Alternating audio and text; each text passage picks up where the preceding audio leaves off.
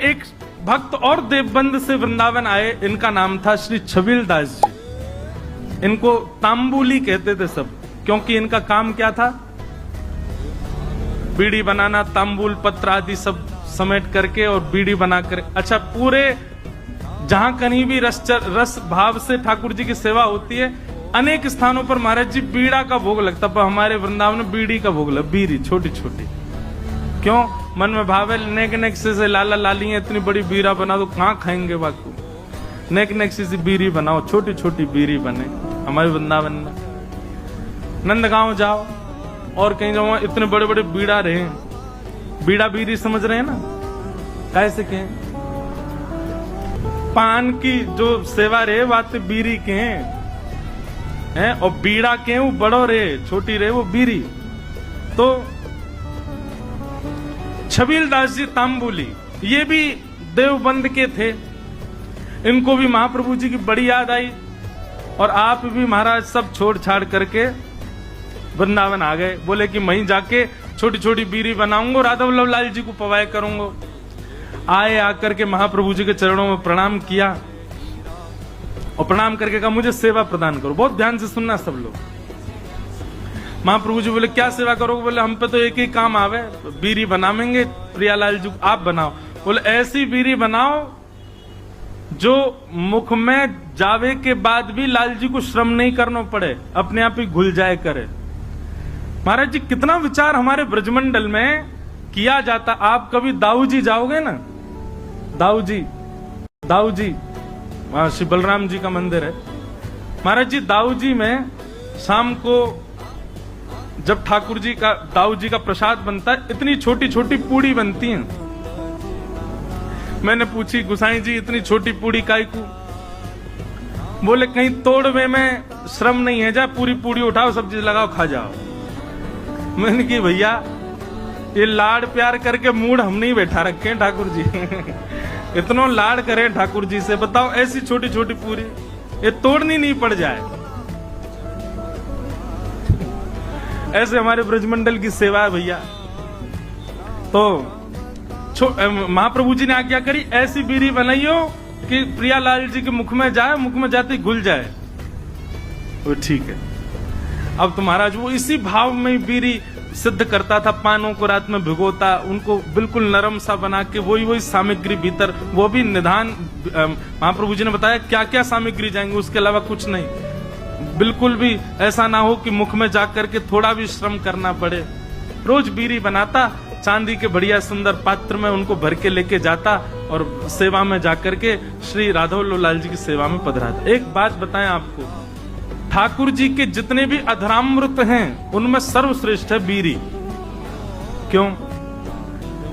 बाकी को अधरामृत महाराज जी ठाकुर जी पामे, पर बीड़ी को भोग ऐसा है ठाकुर जी क्या करें, वाकु पामे और मुख से लगा करके अधरामृत को स्पर्श करा करके तब वाकु पधरा दे। नेक नेक पामे, एक बीड़ी तो नेक लियो, दूसरी तो या को मतलब यह है कि मुख्य अधरामृत ठाकुर, वैसे तो सब कछु है पर बीड़ी में विशेष ठाकुर जी को अधरामृत को भाव रहे। तो ये छबीलदास जी तांबुली आए और इनने बीड़ी की सेवा प्रारंभ, ये छबीलदास जी तांबुली आए और इनने बीड़ी की सेवा प्रारंभ करी। ठाकुर जी के लिए बढ़िया बीड़ी बनाते, चांदी के पात्र में ले जाके पधरा देते। महाप्रभु जी ने एक दिन बीड़ी को प्रसाद ठाकुर जी को पधरा करके, और जब अधरामृत है गयो, प्रसादी है गई, स्वयं पाए, बड़ा आनंद आया। महाप्रभु जी को लगे कि हाँ ठाकुर जी के योग्य सामग्री बन रही है। एक दिन बड़े प्रसन्न थे महाप्रभु जी, तो विराज रहे थे, सब सेवक गण चारों ओर बैठे थे। अत्यंत प्रसन्न श्री हितरवंश महाप्रभु सबसे बोले कछु मांगो भाई, तुम्हें कहा चाहिए। आज मैं इतना प्रसन्न हूँ, आज प्रियालाल जी को ऐसा दर्शन भयो है, इतना आनंद मन में उमड़ रहे हो कि मन एरो जो मांगोगे सो दूंगो, बताओ क्या चाहिए। चरण दबा रहे थे छबीलदास जी तांबुली। हाँ भाई तांबुली छबीलदास, तू बता क्या चाहिए। तेरी बीड़ी पाई, बहुत बहुत स्वाद, और बिल्कुल ऐसा लग रहा हो कि हाँ प्रियालाल जी को सुख मिलता होगा, बता क्या चाहिए। छबीलदास तांबुली चरण दबाते दबाते बोले, जो मांगूंगा सो दोगे? महाप्रभु जी बोले, क्या चाहिए बता, आज्ञा कर।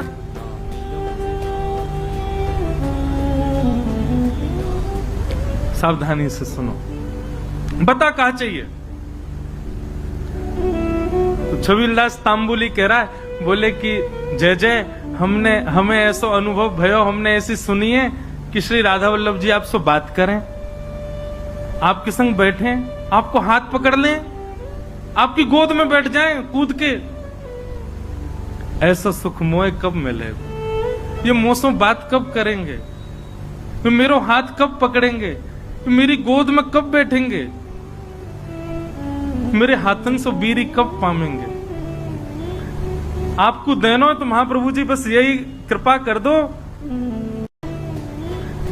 आपको देना हो तो महाप्रभु जी बस यही कृपा कर दो कि श्री राधा वल्लभ लाल जी प्रत्यक्ष काउदना मेरे सामने प्रकट हो जाएं और जैसी लीला आपके संग करें, मेरी गोदी में भी कूद के बैठ जाएं एक दिन, मुझको भी वो सुख मिले, ऐसा अनुग्रह कर दो।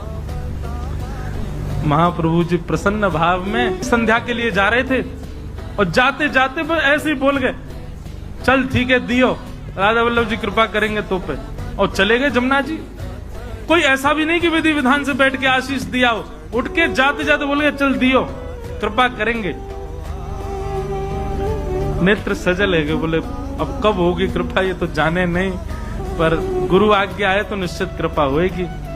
स्नान ध्यान करके वो भी बीरी की सेवा तैयार सिद्ध करन लगो, और बीरी सिद्ध करके महाराज जैसे ही लेकर के राधा वल्लभ जी मंदिर में आयो, संयोग से कोई भी नहीं मंदिर में, अकेलो छबीलदास तांबुली बीरी भोग लेकर के भीतर गए, ढूंढन लगो, कोई सखी मिले, सहचरी मिले, कोई सेवक मिले तो दम भैया अंदर पधराए। तो जैसे ही समीप गयो तभी कहा, देखो युगल सरकार दोनों एक दूसरे गले में गलवैया डाले, तांबुली को देख करके मंद मंद मुस्कुरा रहे हैं, और मंद मंद मुस्कुरा करके श्री जी इशारों कर रही है, इतकुआ अब तुम। अच्छा एक बात, हाँ वो तो बताना भूल ही गया मैं, जब उसने महाराज जी महाप्रभु जी से यह आज्ञा मांगी कि आप ऐसा अनुग्रह करो कि प्रियालाल जी मुझको प्रत्यक्ष दिखें, तब महाप्रभु जी कह में सह पाएगा उनके स्वरूप को। वो अगर प्रकट है गए तो उनके स्वरूप माधुरी, रूप माधुरी को झेल लेगो ना, झेल लेगो तो को आशीष दूंगा।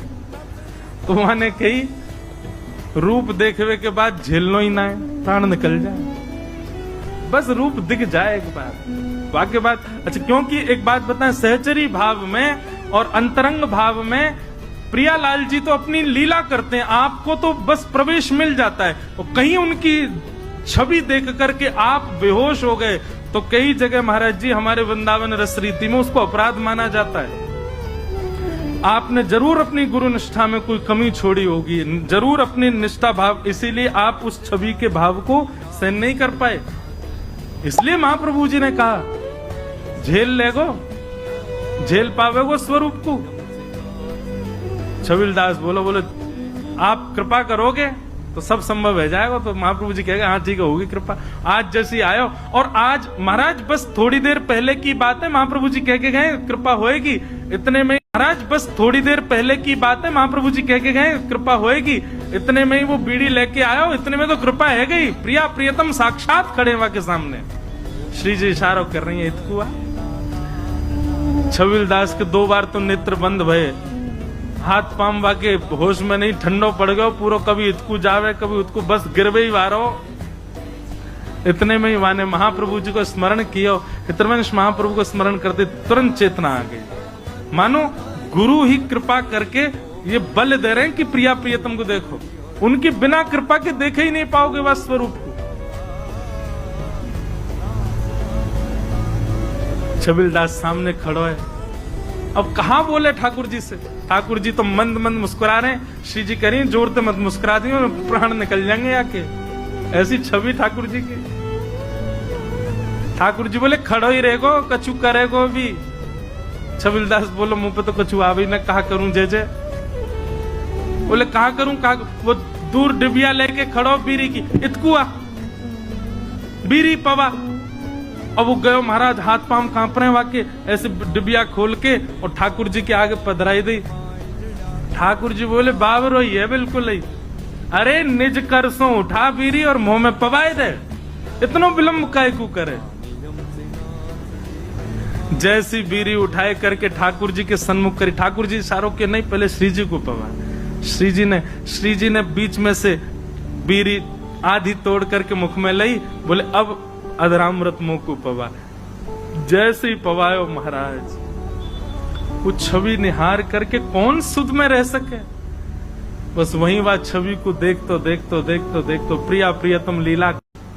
जैसे ही पवायो महाराज, कुछ छवि निहार करके कौन सुध में रह सके। बस वहीं वह छवि को देखतो प्रिया प्रियतम लीला कर रहे हैं। अद्भुत छवि को दर्शन करते करते छबील दास तांबुली ने वहीं प्राण त्याग दिए, ठाकुर जी में विलीन है गए। बोलो श्री राधा वल्लभ लाल की। क्या समझ में आई बात? भजन के प्रताप से, आपके भाव के प्रताप से कभी प्रिया प्रियतम दिख भी गए तो देखवे की सामर्थ और वास में कहा करनो, ये सामर्थ्य भी गुरु प्रदान करेंगे। या हमारी गुरु शरणागति लो भैया। गुरु आज्ञा के बिना या गुरु कृपा के बिना प्रिया प्रियतम दिख गए तुम झेले ही नहीं पाएंगे। और फिर का फायदा वास स्वरूप को देखवे को, जाके काजे हमने सबका चुकियो, वही के प्रति हमारो भाव नहीं रह पायो। ऐसे श्री हितरवंश महाप्रभु ने कृपा करके दर्शन कराए। जय जय राधा वल्लभ हित हरि वंश, जय राधा वल्लभ हित हरि वंश, जय जय राधा वल्लभ हित हरि वंश, जय राधा वल्लभ हित हरि वंश, जय जय राधा वल्लभ प्यारो हरि वंश, जय जय राधा वल्लभ प्यारो हरि वंश, जय जय राधा वल्लभ प्यारो हरि वंश, जय राधा वल्लभ प्यारो हरि वंश, जय जय श्री वृंदावन श्री वनचंद, जय जय श्री वृंदावन श्री वनचंद, जय जय राधा वल्लभ श्री हरि, जय राधा वल्लभ श्री हरि, जय जय राधा वल्लभ हित हरि वंश, जय राधा वल्लभ हित। हमारे पंढरपुर के श्री नामदेव जी महाराज नित्य जाते और ठाकुर जी को जाकर के रोज बोलते, ठाकुर जी मेरे घर कभी जीमने आओ। श्री विठ्ठल भगवान ऐसे खड़े रहते। नामदेव जी रोज जाते, बोले मेरी मैया इतना बढ़िया प्रसाद बनाती है, ठाकुर जी जीमने आओ। तो नामदेव जी से कभी कभी ठाकुर जी बोलते थे, ठाकुर जी कहें पूरी दुनिया यहीं लेके आ जाती है, तू भी लिया यहीं पे, हम यहीं खड़े यहीं पालेंगे। बोले नहीं, मेरे घर आओ पाने के लिए। तो ठाकुर जी बोले मैं तेरे घर पाने जाऊंगा तो यहां पे कौन खड़ा होगा मेरी जगह? लाखों लोग दर्शन करने आते हैं। नामदेव जी बोले आप भगवान हो, सर्वसमर्थ हो, कोई व्यवस्था कर लो अपनी। भगवान बोले ठीक है, कर ली हमने व्यवस्था। बोले क्या व्यवस्था? बोले मैं तेरे घर जाऊंगा पाने, तू मेरी जगह खड़ा हो जा। नामदेव जी बोले ये कैसे हो सकता है? भगवान बोले सब हो जाएगा, बस आज एक काम करियो, रात्रि में जैसी शयन आरती हो, शयन आरती के बाद छुप जाइयो पीछे आके। देखो ठाकुर जी की लीला, ये सत्य घटना है श्री नामदेव जी महाराज की। नामदेव जी छुप गए। रात्रि में शयन आरती के बाद जैसे कपाट बंद हुए, ठाकुर जी तुरंत मूर्ति मंत्र खड़े थे, मूर्ति से सहज हो गए और सहज उतर गए अपने आसन से। और नामदेव जी कहा तुम खड़े हो जाओ। खड़े हो गए। नामदेव जी बोले ऐसे खड़े हो जाओ हमारी तरह। हो गए खड़े। अब ठाकुर जी उनका श्रृंगार कर रहे हैं, अपनी जैसी पगड़ी पहनाई, अपने जैसे वस्त्र पहनाए, अपनी जैसे पूरे हाथ पाम कर दिए। नामदेव अब हम जा रहे हैं तुम्हारे घर प्रसाद पाने, 2-4 घंटा में मंगला आरती होगी, खड़े रहना यहीं पे। और सुनो 2-4 बातों का ध्यान रखना। क्या? ये सुबह सुबह पुजारी आकर के तुम खड़े हो गए। नामदेव जी बोले ऐसे खड़े हो जाओ हमारी तरह। हो गए खड़े। अब ठाकुर जी उनका श्रृंगार कर रहे हैं, अपनी जैसी पगड़ी पहनाई, अपनी जैसे वस्त्र पहनाए, अपनी जैसे पूरे हाथ पाम कर दिए। नामदेव अब हम जा रहे हैं तुम्हारे घर प्रसाद पाने, 2-4 घंटा में मंगला आरती होगी, खड़े रहना यहीं पे। और सुनो 2-4 बातों का ध्यान रखना। क्या? ये सुबह सुबह पुजारी आकर के तुमको ठंडे ठंडे पानी से नवाएंगे, ठिठर मत जाना। अंदर से ठंडी लगे तो भी रोक लेना। नामदेव जी बोले वो कैसे रोकूंगा? बोले हम नहीं रोक रहे इतने साल से, रोज रोज हमको भी नवा देते हैं सुबह 4 बजे, हम भी तो अपनी कंपन होता रोकते हैं उसको। और सुनो फिर दूध से नवाएंगे तुमको, उसके बाद शहद डालेंगे तुम्हारे ऊपर, और फिर कभी पंढरपुर जाओ तो हमारे कहने से वहां की काकड़ा आरती। तो काकड़ा आरती में क्या करते हैं? दूध से जल से सबसे स्नान करने के बाद फिर ठाकुर जी को मुंह पे मक्खन लगा देते हैं, इतना सारा मक्खन मुंह पे। तो ठाकुर जी बोले स्नान आदि के बाद तुम्हारे मुंह पे मक्खन लगाया जाएगा, तुम्हारा मन तो करेगा कि मैं खा लूं, लेकिन जीभ निकालना नहीं बाहर, उसको लगे ही रहने देना। नामदेव जी बोले फिर तुम्हारा श्रृंगार होगा। और श्रृंगार के बाद पंढरपुर में हर दर्शनार्थी को अधिकार है कि भीतर मंदिर में जाके ठाकुर जी के चरण छू सकता है, अपना सिर वहां रख सकता है, सबको छूने का अधिकार है। बोले दुनिया भर के लोग तुम्हारे सामने आएंगे, सब लोग आकर के तुम्हारे चरणों में प्रणाम करेंगे, अपने दुख दर्द बताएंगे, सबकी सुन लेना, पूर्ण किसी की मत करना। तुमको दया भी आएगी, कोई रोता हुआ भी आएगा, कोई बहुत ज्यादा विचलित भी आएगा। नामदेव जी बोले क्यों पूरा नहीं करूं? वो सबका विधान बना हुआ है, वो सब काम हमारे लिए छोड़ दो, किसको क्या देना क्या नहीं देना। तुम बस कहीं ऐसा नहीं कि यहाँ खड़े होके कोई रोता हुआ आया उसके आंसू पोंछने लग जाओ। कहीं तुम जरा भी हिल गए तो पुजारी पंडा बहुत मारेंगे, सब कहेंगे कहां गए हमारे ठाकुर जी, कौन खड़ा हो गया आके। नामदेव जी बोले जो आज्ञा, बढ़िया निमंत्रण दिया। नामदेव जी बोले जो आज्ञा, बढ़िया निमंत्रण दिया भोजन का, मैं तो बंध गया यहाँ पे। बोले हाँ रोज आ जाते हो भोजन करने, आओ अब जा रहे हैं हम भोजन करने, खड़े रहो यहीं पे। और श्री पंडरीनाथ, श्री साक्षात द्वारिकाधीश अर्धरात्रि में नामदेव के घर गए, अकेले। द्वार खटखटाया, मां अंदर से चिल्लाती हुई है नामा पूरे दिन मंदिर में पड़ा रहता, आधी रात में आता, सब सो रहे हैं यहां पर। जैसे ही द्वार खोल करके देखा, आहा सुंदर श्री पंडरीनाथ भगवान द्वार पर खड़े हैं, स्वर्ण का मुकुट पहना है, स्वर्ण के आभूषण पहने हैं, कंधे पर हाथ रख करके मधुर कटाक्ष नेत्र हैं ठाकुर जी के, मंद मंद मुस्कुरा रहे हैं। नामदेव जी की माता जी तो विट्ठल, हाँ मैया मैं ही आया हूं विट्ठल। नामदेव रोज निमंत्रण लेके आता मेरे घर प्रसाद पाने आओ, मैं आ गया।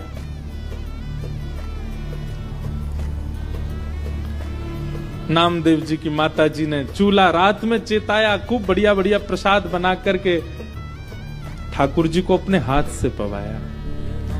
इतने में घंटे घड़ियाल बजने लगे, 3:30-4 बज गए, सुबह के मंगला आरती का समय हुआ। ठाकुर जी ने कहा मैया जल्दी करो।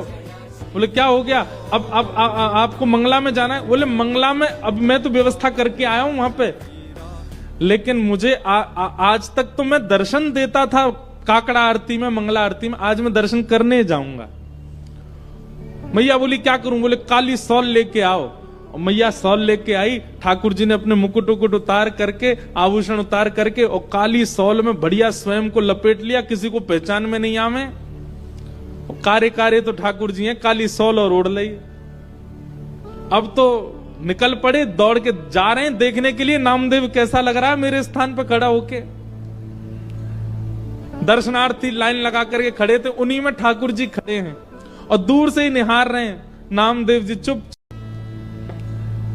दर्शनार्थी लाइन लगा करके खड़े थे, उन्हीं में ठाकुर जी खड़े हैं और दूर से ही निहार रहे हैं। नामदेव जी चुपचाप नेत्र बंद करके, हाथ बिल्कुल कमर पर, जैसे पंडरीनाथ भगवान खड़े होते हैं बिल्कुल वैसे ही खड़े हैं। और ठाकुर जी दूर से ही देख करके नामदेव की बलियां ले रहे हैं। आहा मेरो नामा कितना अच्छा लग रहा है। गर्भगृह में जैसे ही ठाकुर जी पहुंचे,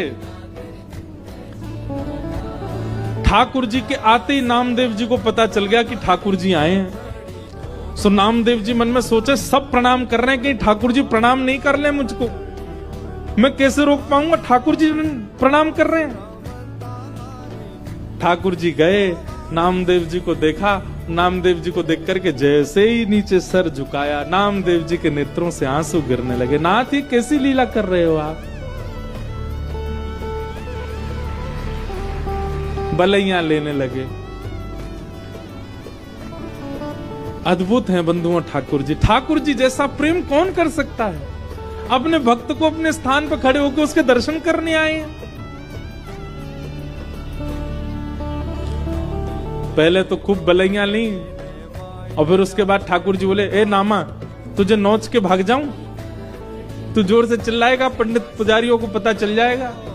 नामदेव जी बोले, ऐसा मत करो, मैं किसी को बताऊंगा कि आपने मुझे खड़ा किया, कोई मानेगा और नहीं। ठाकुर जी चिढ़ा रहे हैं नामदेव जी को, नामदेव जी घबरा रहे हैं। ऐसी लीला, इसको कहते हैं रास। क्या कहते हैं? रास। ये लीलाएं जब ठाकुर जी आपके लिए सहज हो जाते हैं, ठाकुर जी आपको प्रायोरिटी देने लग जाते हैं, ठाकुर जी आपके लिए यह भूल जाते हैं कि वे परमात्मा हैं, इसको कहते हैं रास। रास का मतलब नाचना नहीं होता। रास का मतलब इन गोपियों के लिए ठाकुर जी सहज हो गए, इन गोपियों के लिए ठाकुर जी ने अपना परमात्म भेष त्याग दिया, इन गोपियों के लिए ठाकुर जी सरल बन गए, दीन बन गए, इसीलिए उसको रास बिहार का। गोपियां अपने अपने घरों में, ये गोपियां सामान्य नहीं है बंधुओं, ये त्रेता युग के समस्त दंडकारण्य वन के संत हैं जो राम जी से मिलने की प्रतीक्षा कर रहे थे। तब हनुमान जी ने जाकर के इनसे कहा, आप सब लोग प्रतीक्षा मत करो, केवल राम जी का चिंतन करते करते अपने देह का त्याग करो। आप सब संत ही द्वापर में ब्रज में गोपी बनकर के प्रकट होगे, तब राम जी कृष्ण बन के आएंगे और आप सबके साथ रास विहार करेंगे। आप सबको वो सुख प्रदान करेंगे जो एक प्रियतम प्रियतमा का होता है।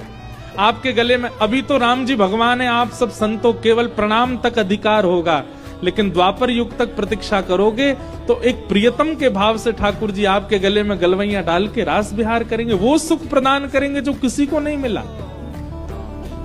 तब से दंडकारण्य वन के संत वही द्वापर में ब्रज की गोपी बनकर के आए, और जैसे ही कृष्ण प्रकट हुए नंदरानी के भवन में, गोपियों ने जैसे ही श्री कृष्ण को देखा, नन्हे से कन्हैया को देखते ही सब गोपियों को याद आ गया कि अरे हम तो पूर्व जन्म के संत हैं और ये साक्षात राम जी ही कृष्ण बन करके आए हैं हमारे साथ रास बिहार के लिए। अब सब गोपियां प्रतीक्षा कर रही हैं, ये कब उस भाव में आएंगे कि हमारे साथ रास करें। और आज वही दिन आया, 7.5 वर्ष के श्री ठाकुर जी हो गए।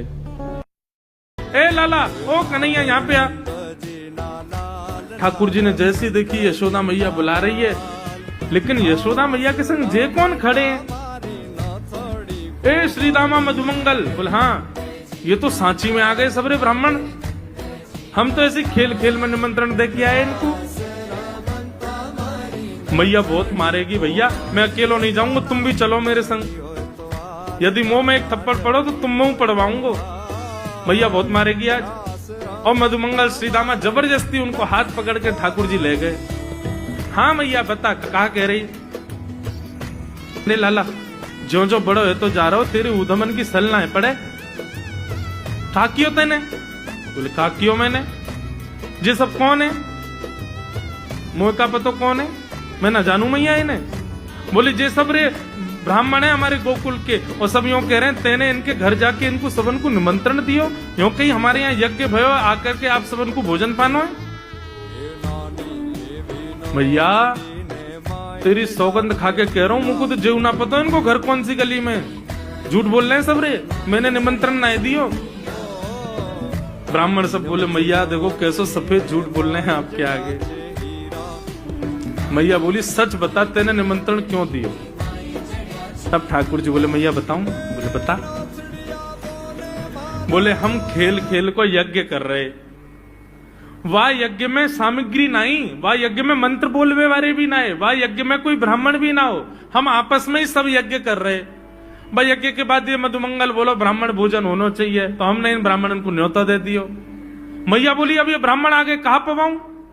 बोले मैया देख सीधी बात है, या में ज्यादा चिंता करने की कोई बात ही ना है। जब बिना मंत्र के, बिना ब्राह्मणन के, बिना यज्ञ सामग्री के हमारो यज्ञ है सके, तो ऐसे ये भी खाले खाली दोना लेके बोलते हैं हाँ भाई रसगुल्ला बहुत बढ़िया बनो है, ये देखो ओ हो मोहन थार तो बहुत ही बढ़िया बनी है, सब्जी ते पूरी कितनी बढ़िया लग रही है, खाली पत्तल लगा दे, खाली दोना लगा दे, और भाव से ये लोग भी पाल लेंगे है क्यों भोजन, भाव को यज्ञ भाव को भोजन। ब्राह्मणों को बंधुओं गुस्सा, ठाकुर जी की लीला पे किसी को क्रोध नहीं आता, सब हंस जाते। पर यशोदा मैया आधी रात में रसोई बनाती है, सब ब्राह्मणों को पवाती है, और इतना बनाती है कि उनके घर भिजवाती है। मैया बोले लाला इतना काम करावे, बोले मैया तू बैठी बैठी ना मोटी है गई है, या हमारे मुंह को लगे तू पूरे दिन लगी रहकर रसोई में कछु कछु बनाती रहकर। ऐसी ठाकुर जी की मधुर लीला। ठाकुर जी के मुख में से लार टपकन लगी, यहां से लार गिरन लगी, और वह लार को सामने बैठे भाई कुमनदास जी ने देख लियो। कुमनदास जी बोले जय जय जय जय जी, लार कैसे निकल रही है, कहा है गो भूख लग रही है का?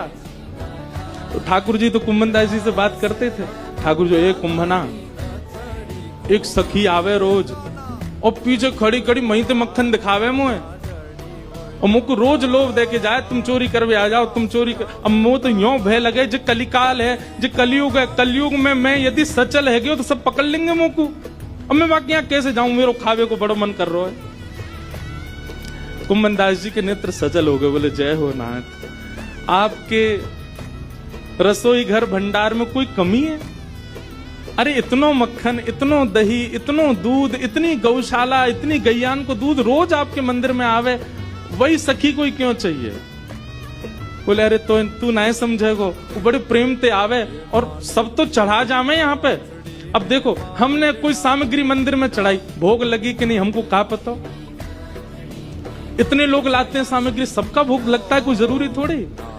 पर वाके मन में ये भावना है कि तुम मेरे घर आओ, दर्शन भले ही मत दो, पाके चले जाओ, मुंह को ये लगे कि हाँ तुमने पा लियो। कुमनदास जी बोले जय जय, तो बताओ कहा करना है, चलें चोरी करवे? कुमनदास जी बोले जे द्वापर ना है, कलयुग है, सोटा पड़ेंगे तुम मुंह पड़ेंगे मुंह। कहा समाचार जागो जय जय पिट गए हो। ठाकुर जी पिट गए। ठाकुर जी बोले ना ना पिटेंगे तो ना है, हम खैर इतनी तो हमारी अभ्यास है चोरी को, लेकिन अकेलो ना जाऊंगा, तू चले तो चले। कुमनदास जी बोले मैं बड़ो बूढ़ो, मैं कैसे जाऊंगा? बोले कछु मत करियो, बस फुर्ती रखियो फुर्ती, बाकी सब मैं संभाल लूंगा। बड़ी प्यारी कथा है। इस कलिकाल में ठाकुर जी शयन को चले गए, सब दर्शनार्थी अपने अपने घर को, मंदिर परिसर के सब लोग अपने घर को चले गए। ठाकुर जी ने कुमनदास को इशारा कर दिया, बोले जैसे सब जाएं पीछे खिड़की पे आ जाइयो। सब चले गए। जैसे कपाट बंद हुए, कुमनदास जी पीछे खिड़की पे खड़े हैं, प्रतीक्षा कर रहे हैं। इतने में कहा देखो खिड़की में से साक्षात श्रीनाथ जी सचल है करके निकर करके बाहर आ रहे हैं, और आए करके कुमनदास जी के कंधा पे अपने दोनों पाम लटकाए लिए बैठ गए। ठाकुर जी फल देख रहे हैं कौन से लेने, अब उंगली करके ठाकुर जी कह रहे हैं जेवारो दे दो, जेवारो दे दो, ये दे दो, ये दे दो, करते करते करते पूरी डलिया ही कह दी, बोले सबरी दे दो। गोपी बोली अरे लाला ये सब ऐसे ही ले जाएगो, कछु देगो ना मुंह को? अरे ऐसे ना मिलो, करे कछु देनो पड़े, चल कछु दे मुंह को तभी मिलेगी। ठाकुर जी बोले तो फिर रो काहे क्यों रही है, मैं ऐसे थोड़ी लेके जाऊंगा, नंद बाबा को ला लाऊं, मेरी सभी संपत्ति है, मैं अपनी संपत्ति में से कछु हिस्सा तो को दूंगा तब पल लेके जाऊंगा। अच्छा दियो, कहा देगो संपत्ति में? तो जितने गेहूं ठाकुर जी भर के लाए, में से केवल एक बचो ठाकुर जी के हाथ, और ठाकुर जी मुट्ठी खोल के वो एक गेहूं ले में, और बड़े संकोच बस कि अब एक ही बचो, कहा करूं, ले जी है। उस एक गेहूं के दाने को अपने हाथ में लेकर के कोमल से ठाकुर जी की उस मुखाकृति को देख करके वो फल बेचने वाली की तो सुध बुद्धि चली गई। ठाकुर जी बोली, अरे नजर लगावेगी मुंह को, चल जल्दी फल दे दे। बोले फल दे तो तुम, लेके कैसे जाओगे? 4 आम के बराबर के तो तुम स्वयं हो। एक आम के ऊपर एक ऐसे 4 खड़े कर दूं तो इतने बड़े तो तुम खुद ही हो, कैसे लेके जाओगे? ठाकुर जी बोले बड़ी चिंता। तभी गोपी ने की, अच्छा आओ मैं दूं। ठाकुर जी को हाथ पकड़ करके उनकी कारी कमरी खोली, उनकी पीताम्बरी ने ढीली करी और ठाकुर जी के कछु फल तो कमरिया में बांध दिए, पामन में बांध दिए, कछु हाथन में बाजूबंद बना के बांध दिए, कछु गरे में लटकाए दिए। ऐसे कपड़ान में फल भर भर के ठाकुर जी के पूरे अंग में फल लटका दिए। अब ठाकुर जी को पेट तो है गयो ऐसो, यहाँ ते कमर निकल रही है, पीछे ते निकल रहा है, पीछे बस्ता की तरह वहां में कपड़ा में फल बंधे भये हैं, हाथन में बाजूबंद में भी केला आदि आदि सब बंधे भये हैं। और ऐसे ठाकुर जी मटकते भये, उछलते भये और बड़ो श्रम है रोए, उठा नहीं पा रहे पाम को, इतना भारी है गयो पाम। और जैसे तैसे खिसक खिसक करके नंद भवन की ओर जा रहे हैं। इस रूप को जब उस फल बेचने वाली ने देखा, उसने अपनी फल की डलिया उठाई और फल की डलिया उठा करके जब सिर पर रखी तो आगे चलते हुए नेत्र बंद हो गए। अब तो बस यही कहती जा रही है, गोपाल ले लो, कृष्ण ले लो, माधव ले लो, मधुसूदन ले लो, गोविंद ले लो, नंद जी को लाला